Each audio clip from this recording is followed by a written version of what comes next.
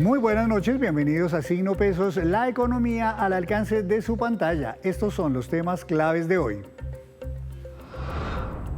Todos a declarar renta. Desde mañana, cerca de 4 millones de personas naturales deberán cumplir con esta obligación. Esta noche les contamos de la mano de un experto quiénes deben declarar, los plazos para hacerlo y las consideraciones que usted debe tener en cuenta. La visión de país de un empresario. El reconocido Mario Hernández habló sobre el país, la economía y la situación política. En minutos, todos los detalles. Gremios lamentan la muerte de Miguel Uribe. Los dirigentes empresariales se pronunciaron tras conocer el deceso del senador y precandidato del Centro Democrático. Les tenemos todas las reacciones.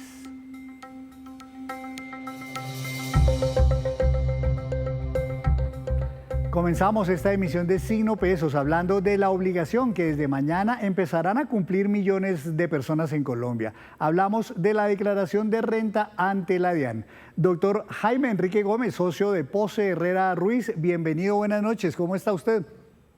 Buenas noches, Henry, gusto en saludarte. Pues, doctor, quisiera que habláramos de las dudas que más frecuentemente tienen los colombianos sobre esta materia. Veo que en algunos casos la gente declara según su patrimonio, pero en otros casos, por ejemplo, por ingresos o por consumos o también por consignaciones o depósitos. ¿Cuál es la diferencia? ¿Cómo saber si cada uno debe declarar? Bueno, básicamente son dos criterios para definir si uno está obligado o no a presentar la declaración de renta y pagar impuestos. Uno es cuando quiera que la persona tenga ingresos en el año 2024, porque recordemos que nosotros presentamos declaración año vencido, ingresos superiores a los 65.891.000 pesos, o tengamos un patrimonio superior a 211 millones de pesos. De manera que si cualquiera de nosotros cumple uno de estos supuestos, no necesariamente los dos, sino basta con uno de ellos, estamos en la obligación de presentar la declaración de renta. Bueno, sabiendo ya quiénes deben declarar, lo otro que uno se encuentra es con que hay un calendario. ¿Esto quiere decir que no todos tienen que declarar mañana o pasado mañana? ¿Hay como unos plazos? Efectivamente, se mira en función de los últimos dos dígitos de la cédula o del NIT correspondiente para poder definir si está la fecha en la cual uno debe presentarlo. Es importante que tengamos esa fecha muy en el radar, porque de no hacerlo y que resultemos en la obligación de presentar la declaración, tendríamos que pagar sanciones e intereses de mora por no presentarla oportunamente. ¿Cuáles son esas sanciones, doctor, y esas multas en caso de que uno no declare renta? Claro, hay una sanción por extemporaneidad que se calcula en función del término o del tiempo que haya pasado entre el momento en que se debió presentar y la fecha que se presentó efectivamente. Y esto es una sanción por mes o fracción de mes. Y eso va aumentando en la medida en que pasa el tiempo, en función del 5% de forma mensualizada del valor del impuesto a cargo. Y también tenemos unos intereses moratorios, que ahí, valga decirlo, tenemos que considerar que es a la tasa de usura menos 2 puntos.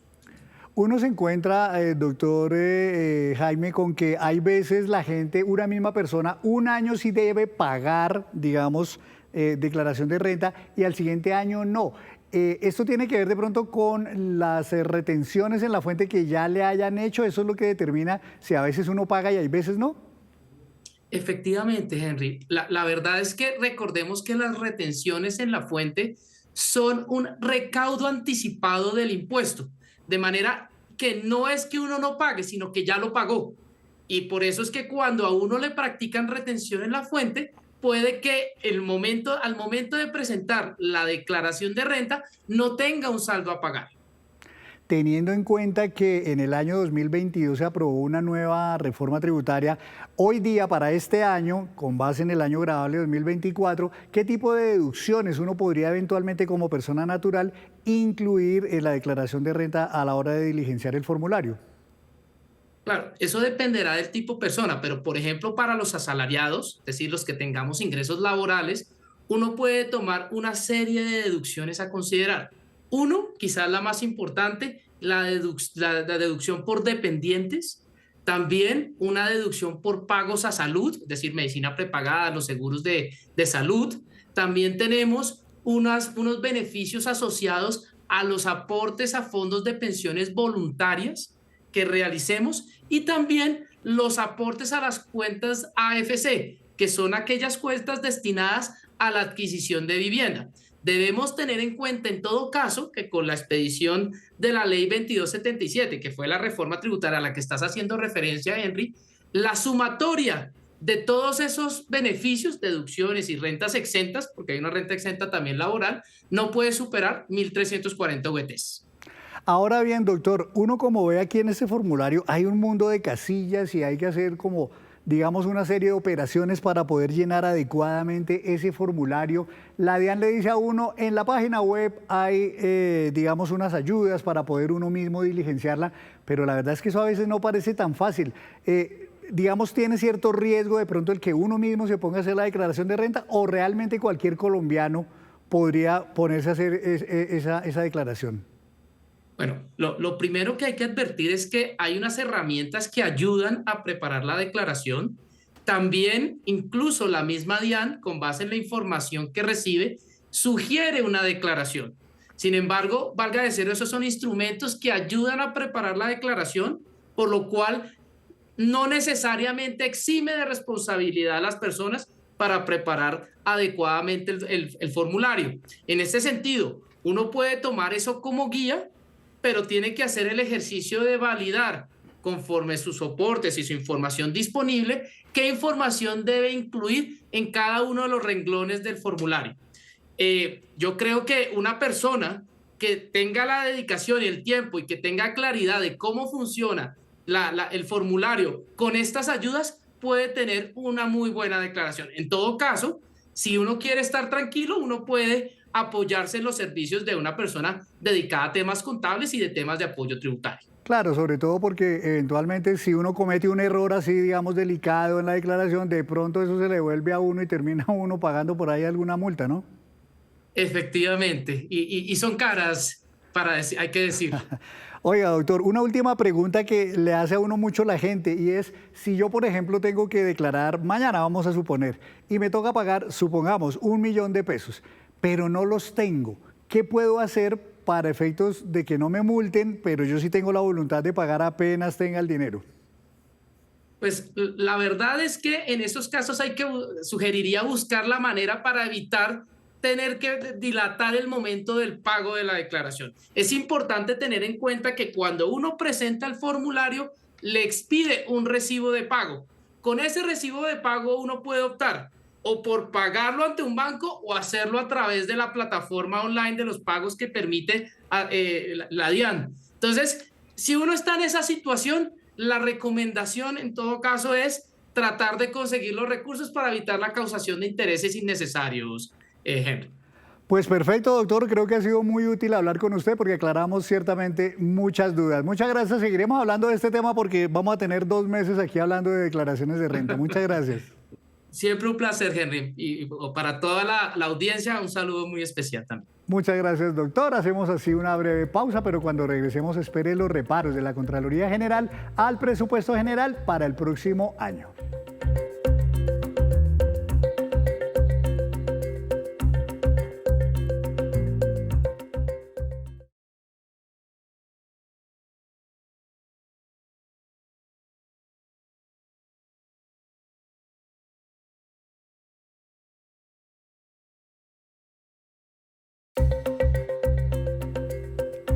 Gracias por mantenerse conectado con Signo Pesos. El empresario Mario Hernández fue uno de los invitados al Game Changers Fest, uno de los eventos para impulsar y apoyar a los emprendedores de Colombia. Allí nuestra compañera María Fernanda Tarazona habló con él sobre cómo ve el país, cómo ve la economía y los anuncios de una nueva reforma tributaria.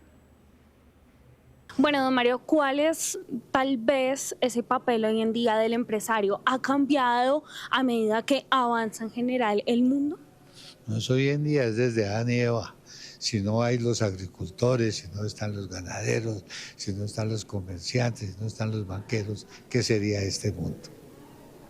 Don Mario, también me gustaría preguntarle por la actual economía. ¿Cuáles son esos retos que hoy en día tienen los empresarios y también cómo avanzar conforme a lo que también necesitan los consumidores? Sí, primero el reto que tenemos los empresarios, estamos en una situación política muy difícil, unos impuestos muy altos, el problema de la salud, el problema laboral es muy complicado. Pero al presidente no le queda sino un año de gobierno ya, entonces esperamos que esto pase.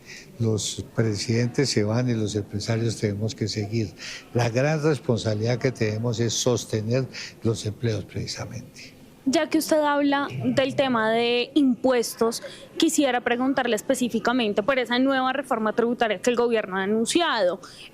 Dice que no va a ser tan duro con las empresas, pero tal vez, ¿cuáles son esos puntos que a usted le preocupan? No, todo lo paga el producto, todo lo paga el cliente. Entonces eso va a tener que sube el producto, ¿no? Sube el costo. Entonces eso lo pagamos todos. Pero en general, ¿le preocupa tal vez una nueva reforma tributaria? Las nuevas reformas tributarias serían más impuestos, entonces no somos competitivos. El gobierno lo más fácil es reformas tributarias. ¿Por qué no ahorra? ¿Por qué no mira? ¿Por qué no invierte mejor la plata? Es lo que tiene que hacer. ¿Cuáles son esos retos que hoy en día tienen las empresas en general, sobre todo de su sector, del tema de la manufactura? No, subsistir, el problema es subsistir y salir adelante, tenemos que cuidar. Ya venimos de una pandemia donde le pagamos el sueldo a todo el mundo y ahorita es una parte muy complicada, muy difícil, una imagen de país, una inversión, entonces hay que estar ahí. ¿Le preocupan los nuevos aranceles anunciados por parte de Estados Unidos y tal vez la desventaja que se pueda tener en comparación con la región? Todavía no sabemos cómo son los aranceles, pero lógico que más aranceles pues somos menos competitivos y menos competitivos con Asia, ¿no? Don Mario, finalmente me gustaría preguntarle por esas recomendaciones que usted le entregaría a algunos de los empresarios que hoy en día se encuentran acá, porque Colombia ha venido reduciendo en empleos, en desempleados, pero ha aumentado en informalidad y sobre todo en emprendimiento. Sí, tenemos un país maravilloso, desafortunadamente la política no está funcionando, están enfrentando la gente, los partidos, esto causa desempleo, baja el consumo, la imagen en el exterior. Yo creo que es un país que tenemos que luchar por él, hay 52 millones de habitantes, más de 1 millón de kilómetros, el clima que tenemos, todas las frutas, verduras, hay grandes oportunidades, paciencia y no gastar más de lo que puede. O sea, usted les recomienda más bien tener límites y saber cuándo se pueden arriesgar y cuándo no. Como todo en la vida, uno nace en peloto y aprende a caminar, gatea, se para, se cae, llora y tiene que volverse a parar. Hay que afrontar las situaciones. Los fracasos no son fracasos, son enseñanzas. Su marca es una de las más importantes a nivel nacional. ¿Cómo ha hecho para mantenerse en general en el mercado pese a las nuevas industrias que salen como Temu, que supongo que también es una de las grandes preocupaciones? Son productos diferentes. Temu y esto es diferente. Nosotros queremos tener la calidad de un producto europeo a precios chipcha. Sí, es como una vaca. ¿Cuánto pesa una vaca? 500 kilos. ¿Cuánto pesa el lomo? Usted no hace mercado, haga mercado. El lomo pesa 2 kilos, 3 kilos máximo y toda la vaca se come. Hay calidades. En los whiskies hay de 5 años, 8 años, 12 años. Tenemos calidad y vamos para ciertos mercados. La muerte del senador Miguel Uribe Turbay generó tristeza en todos los sectores del país. Los gremios económicos lamentaron su deceso y formularon un llamado para construir la paz y abandonar la polarización.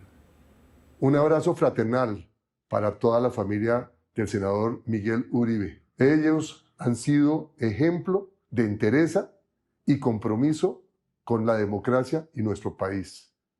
No será en vano la muerte de una persona tan valiente que nos abrió los ojos y nos enseñó que no podemos ser inferiores al compromiso que tenemos con nuestro país. Sea esta la oportunidad de hacer un llamado para la reducción de todas las violencias en Colombia, la reducción de la violencia de la palabra, que logremos reducir las estigmatizaciones y eliminar la polarización. Solo así podremos dar los más grandes debates y ojalá ese sea el legado de la vida de Miguel Uribe. Este es un magnicidio, este es un crimen político A Miguel no lo mataron por robarlo, a Miguel lo mataron por silenciar su voz que era frontal, que era transparente, valiente, porque le tallaba seguramente a mucha gente. Condenamos el magnicidio e invitamos a todo el país a que se una en torno a la paz, la democracia y sobre todo en sacar el país adelante. Este asesinato causa mucho dolor y mucha indignación. No podemos, como país, volver a las épocas en las que expresar las opiniones libremente se castiga con la muerte. Ya es hora de que las autoridades judiciales avancen efectivamente en la investigación para definir responsabilidades y consecuencias. El magnicidio de Miguel Uribe es devastador. Nos regresa a las más oscuras épocas de nuestra historia reciente, siendo el país que queremos dejarle a las nuevas generaciones. Debemos unirnos por desescalar el odio, por desescalar el lenguaje, combatir la delincuencia y prevenir que este tipo de cosas sigan ocurriendo. Nueva pausa, pero al regreso les tenemos cómo cerró la deuda externa del país en el mes de mayo.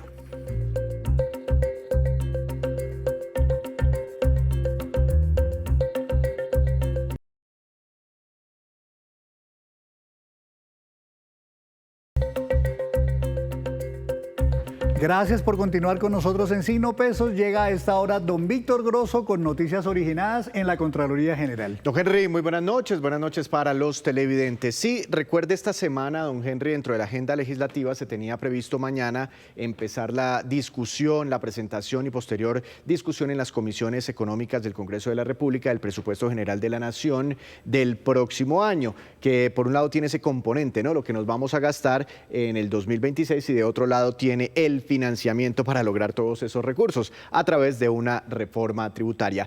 Por lo ocurrido, lamentablemente, con el senador Miguel Uribe, pues se aplaza un poquito esa agenda legislativa durante 3 días, pero de todas formas hubo un pronunciamiento, unas advertencias relacionadas con los temas fiscales de la Nación y el presupuesto general y la reforma tributaria por cuenta de la Contraloría General de la República, que en términos generales ve que los nuevos supuestos económicos son poco realistas y muy difíciles de cumplir. Además, pues habla de preocupaciones relacionadas con el creciente déficit fiscal, un nivel de rezago todavía en la ejecución del gasto para este año y también por el creciente endeudamiento de la nación.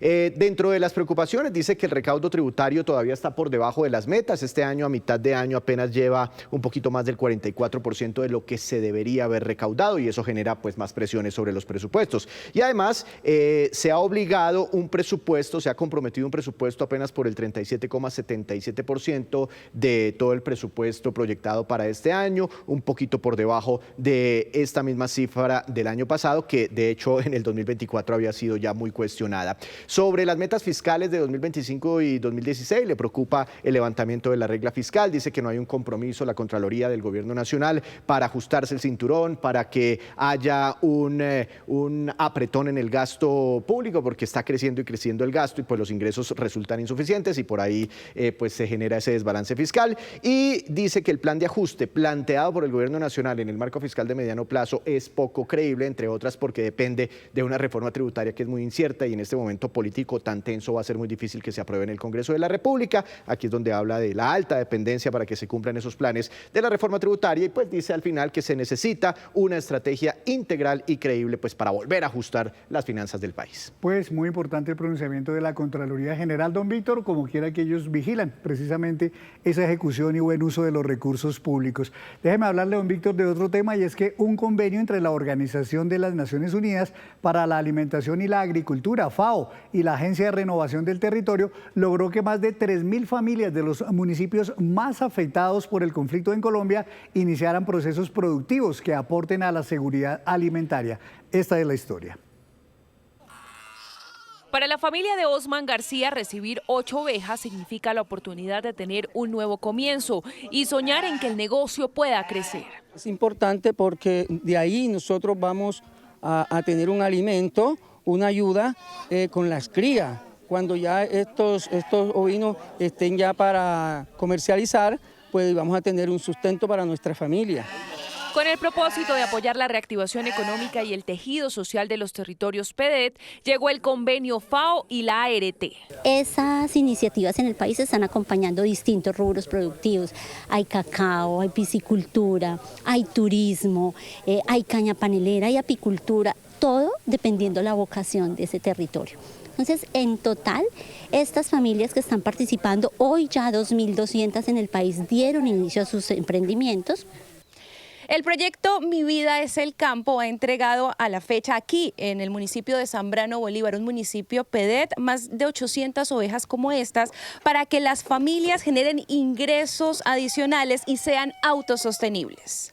Se garantice la seguridad alimentaria y la reactivación económica de estas familias de acá de Zambrano con la producción ovina sostenible y que a través de la producción ovina puedan mejorar sus ingresos, pero también garantizar la seguridad alimentaria de cada una de estas familias.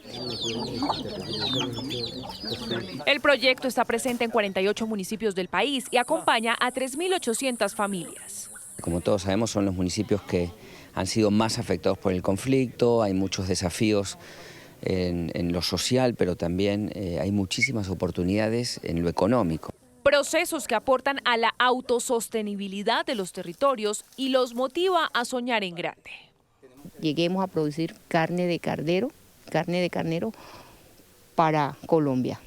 No solamente nos vamos a quedar en crías. Estas crías, los machos van de engorde para sacar y producir carne. Sembramos yuca, maíz, tabaco, ajonjolí, frijol, carauta, ñame, de todo. También les enseñan sobre apropiación de prácticas agropecuarias sostenibles, con capacitación y acompañamiento durante 3 años. Y antes de despedirnos los dejo con este dato. La deuda externa en Colombia hasta el mes de mayo asciende ya a 207.657 millones de dólares. Esto equivale al 49.2% del Producto Interno Bruto e incluye, según el Banco de la República, tanto la deuda externa pública como la privada.